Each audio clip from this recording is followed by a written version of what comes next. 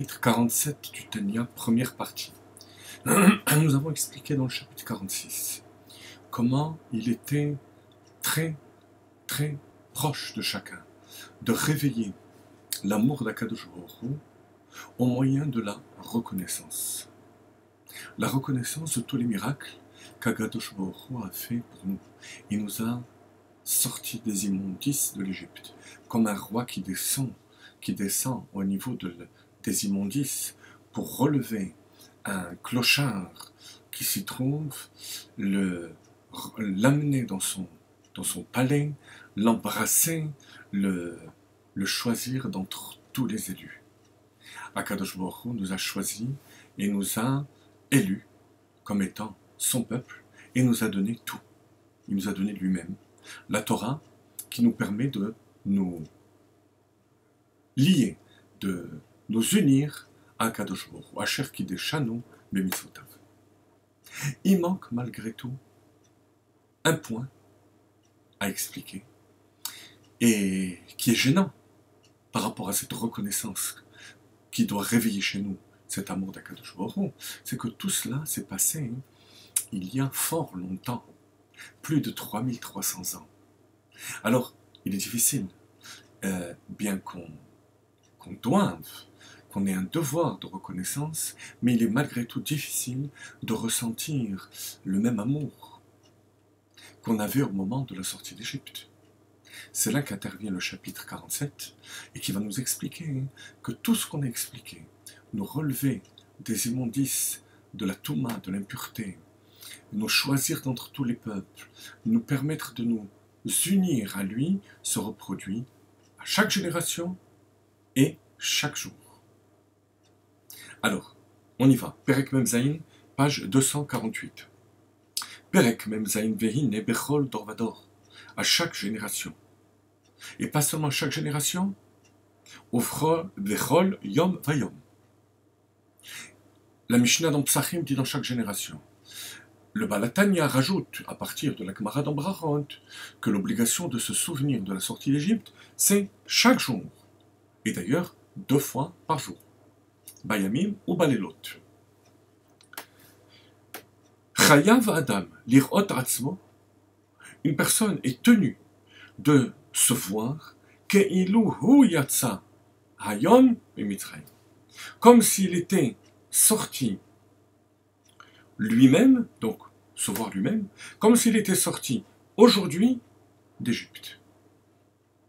Alors, ici, Admor HaZaken, dans ces 2 lignes et demie,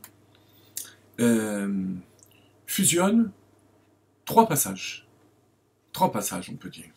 Il y a d'abord un premier passage qui est Leman Tizkor et Yom Tzetra Meretz Mitzrayim, se souvenir de la sortie d'Égypte.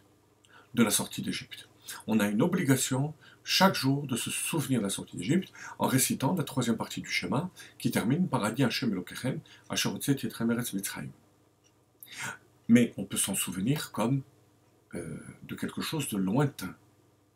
C'est pour ça que la Mishnah dit dans Brachot Kol Yemechayecha Hayamim Kol Yemechayecha Halelot, ou bien après une opinion les Havidimot HaMashiach.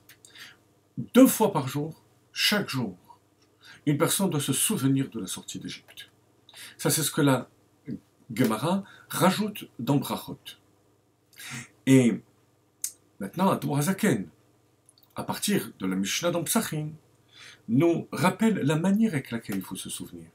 Pas seulement comme d'un événement lointain ou d'un événement qui se produit chaque jour, mais comme si l'iront atzmo, se voir lui-même comme s'il était sorti d'Égypte. Ce qui veut dire qu'on a tout maintenant dans le machal, dans la parabole, qui va réveiller la reconnaissance chez nous. Tout ce qu'on explique dans le chapitre 46 se reproduit chaque jour chez chacun d'entre nous. On doit s'en rappeler, on doit le vivre de par nous-mêmes et chaque jour. Ce qui reste à expliquer, qui va faire l'objet de ce chapitre, c'est comment est-ce que je ressens chaque jour que je sors d'Égypte. Alors, Admor HaZaken explique dans le texte,